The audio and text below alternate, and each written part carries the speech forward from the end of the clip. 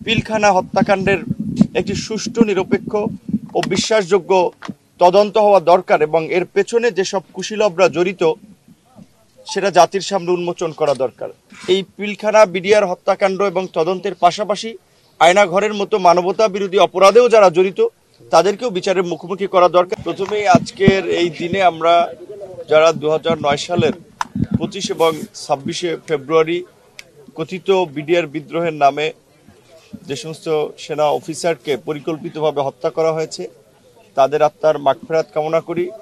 স্বজনহারা পরিবারের প্রতি আমরা সমবেদনা জানাই, সরকারকে ধন্যবাদ জানাই যে তারা দেশের স্বাধীনতা সার্বভৌমত্ব রক্ষায় সেনাবাহিনী যে অতন্দ্র ভূমিকা পালন করে আসছিল এবং পরিকল্পিতভাবে দেশের স্বাধীনতা সার্বভৌমত্বকে ক্ষুণ্ণ করার জন্য, সেই সেনাবাহিনীকে পঙ্গু করার জন্য যে একটি পরিকল্পিত হত্যাযজ্ঞ চালানো হয়েছিল সেটির বিচার বিগত সরকার তো করেই নেই, সেনা সদস্যদের প্রতি ন্যূনতম সম্মানও দেখায় নাই। সেখানে ছাত্র জনতার গণ অভ্যুত্থান পরবর্তী অন্তর্বর্তীকালীন সরকার অন্তত 25শে ফেব্রুয়ারিকে জাতীয় শহীদ সেনা দিবস হিসেবে ঘোষণা করেছে। এজন্য আমরা অন্তর্বর্তীকালীন সরকারকে ধন্যবাদ জানাই। একই সাথে আমরা মনে করি যে বাংলাদেশের ভবিষ্যতের জন্য স্বাধীনতা সার্বভৌমত্বের প্রশ্নে এই পিলখানা হত্যাকাণ্ডের একটি সুষ্ঠু, নিরপেক্ষ ও বিশ্বাসযোগ্য তদন্ত হওয়া দরকার এবং এর পেছনে যেসব কুশীলবরা জড়িত সেটা জাতির সামনে উন্মোচন করা দরকার। আমরা মনে করি এই ঘটনা শুধু দেশের অভ্যন্তরীণভাবেই ঘটেছে এবং অভ্যন্তরীণ শক্তি জড়িত সেটা নয়, এর সাথে বহিঃশক্তি জড়িত।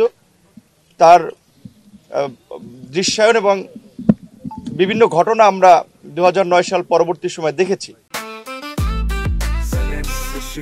জেনেক্সে শিফট করো, লাইফকে লিফট করো।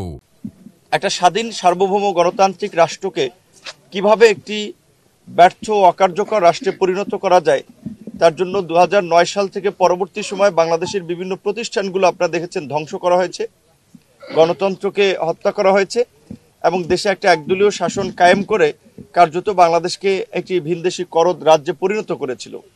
তো এটা বোঝাই যাচ্ছে যে এটা 2009 সাল থেকে যে ঘটনাগুলো চলে আসছিল তার সাথে একটা নেক্সাস। সেই জায়গা থেকে আমরা দেখেছি যে সাবেক স্বরাষ্ট্র প্রতিমন্ত্রী ছিলেন, আপনারা দেখেছেন জনাব তানজিম আহমেদ সোহেল তাজ, তিনি গতকালকে সোশ্যাল মিডিয়াতে তার ভেরিফাইড ফেসবুক পেজে স্ট্যাটাস দিয়ে তিনি বলেছিলেন যে এই ঘটনায় তিনি পূর্ণ সহায়তা করতে চান।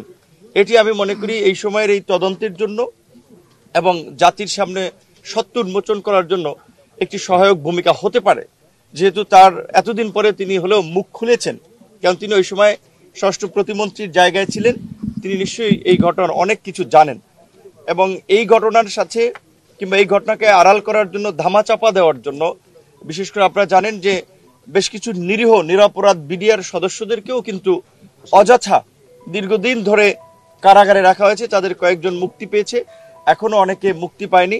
এই ঘটনার যেমন আমরা বিচার চাই, একটা সুষ্ঠু, নিরপেক্ষ, বিশ্বাসযোগ্য তদন্ত চাই, একই সাথে এই ঘটনা যেন উদরপিণ্ডি বুদর ঘাড়ে চাপিয়ে মানে ধামাচাপা দেওয়ার চেষ্টা না করা হয়, সেজন্য আমরা নিরীহ নিরপরাধ বিডিআর সদস্যদেরও আমরা মুক্তি দাবি করছি এবং এই ঘটনা যেন ভবিষ্যতে না ঘটতে পারে সেরকম একটি দৃষ্টান্তমূলক ব্যবস্থা এই ঘটনা যারা জড়িত তাদের বিরুদ্ধে নিতে হবে।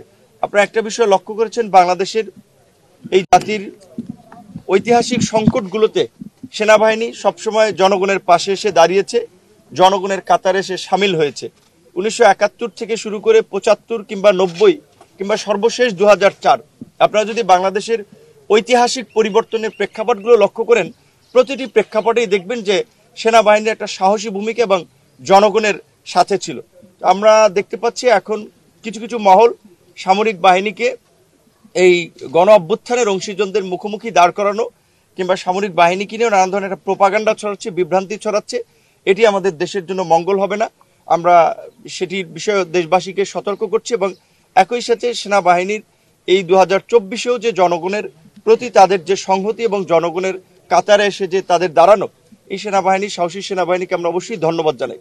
একই সাথে আয়নাঘরের মতো আপনার এই মধ্যযুগীয় বর্বর নির্যাতন নিপীড়নের সাথেও যারা জড়িত ছিল, হয়তো সেটা সেনাবাহিনীর কতিপয় কর্মকর্তা, সবাই না।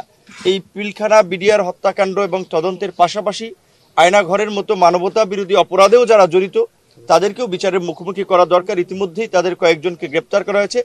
আশা করি বাকিদেরকে গ্রেপ্তার এবং বিচারের মুখোমুখি করার মধ্যে দিয়ে সেনাবাহিনীর দায় মুক্তি হবে। আপনাদের সকলকে ধন্যবাদ।